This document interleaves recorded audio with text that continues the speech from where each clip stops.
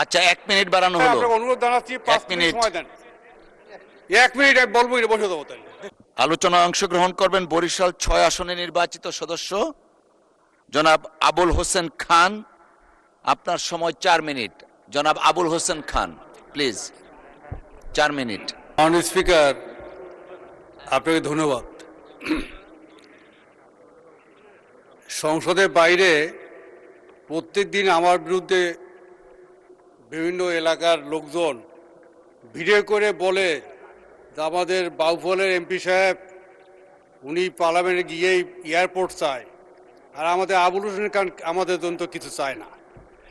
তা আমি এতদিন কথা বলেই সুযোগ পাই নাই, আজকে হঠাৎ করে সুযোগ পেলাম, এই জন্য আপনাকে ধন্যবাদ জানাচ্ছি। মাননীয় স্পিকার, রাজনীতি করি প্রায় 54 বছর, বিএনপি করি 34 বছর, 71-এর মুক্তিযোদ্ধা ছিলাম। আমি এই দীর্ঘ 54 বছরের অভিজ্ঞতায়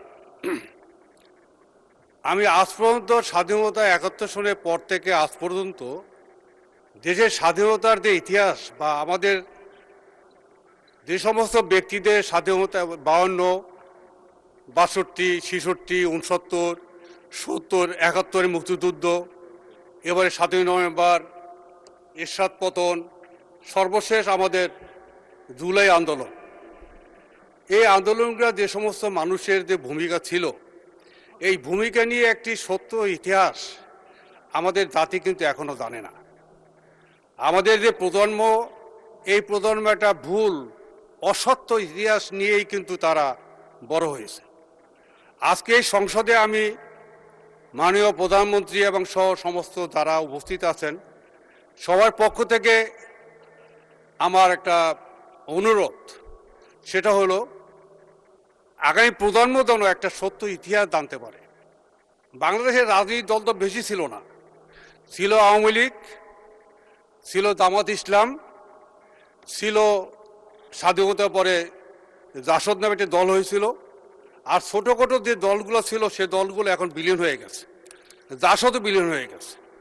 আমরা কোন রাজনৈতিক দলের কি ভূমিকা আমরা জানি, এবং ব্যক্তিগতভাবে এই 70 সনের পর থেকে 71 সনের পর থেকে বাংলাদেশে এমন কোনো রাজনৈতিক পট পরিবর্তন ঘটে নাই যেখানে একজন কর্মী হিসাবে আমি রাজপথে ছিলাম না। সেই 73 সন থেকেই এই জেল খাটতে খাটতেই এই জুলাই আন্দোলনের এই সর্বশেষ তিনবার জেলে গিয়েছি। অনএলমের সময় আমাকে 7 বছর জেল দেওয়া হয়েছে। 7ই নভেম্বর তারিখেও আমি রাজপথে ছিলাম। আমার বক্তব্য হলো, আমরা জুলাই আন্দোলনের সনদে বিএনপি স্বাক্ষর করেছে, ইতিমধ্যে বিলও পাশ হয়েছে। আমি এই জন্য ধন্যবাদ জানাচ্ছি, যারা শহীদ হয়েছেন, তারা আহত হয়েছেন, তাদের জন্য সরকার সব ধরনের ব্যবস্থা করবে। কিন্তু 71 সালের মুক্তিযুদ্ধে কত লোক শহীদ হয়েছে এই তালিকাটা আমাদের কাছে নাই। আমি অনুগ্রহ করে এই মুক্তিযোদ্ধা মন্ত্রীর কাছে আবেদন জানাচ্ছি, আমাদের দলের প্রধানমন্ত্রীর কাছে আবেদন জানাচ্ছি, অনুগ্রহ করে 71 সালের মুক্তিযুদ্ধে কত লোক শহীদ হয়েছেন অনুগ্রহ একটা তালিকা করেন। সেই 71 মুক্তিযুদ্ধের সময় কোন দলে কি ভূমিকা ছিল, এই ভূমিকাটা আমাদের জামাত ইসলামের যে আমির, উনি রাজশাহী মেডিকেল কলেজ ছাত্র ছিলেন, উনি তখন জামাত করতেন না।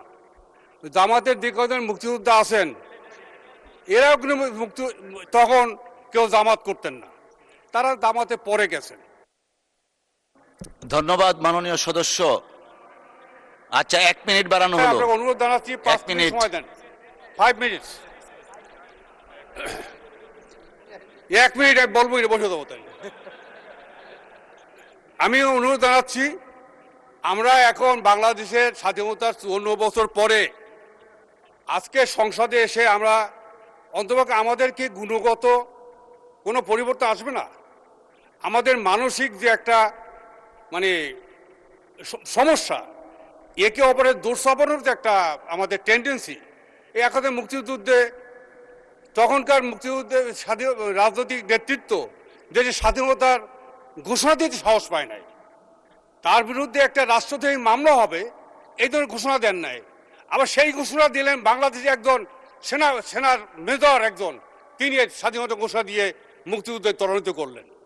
স্বাধীনতা পরে আওয়ামী লীগ যখন ৩.৫ বছর মাথায় গণতন্ত্র হত্যা করলো, 15ই আগস্ট হলো, ৩রা নভেম্বর হলো,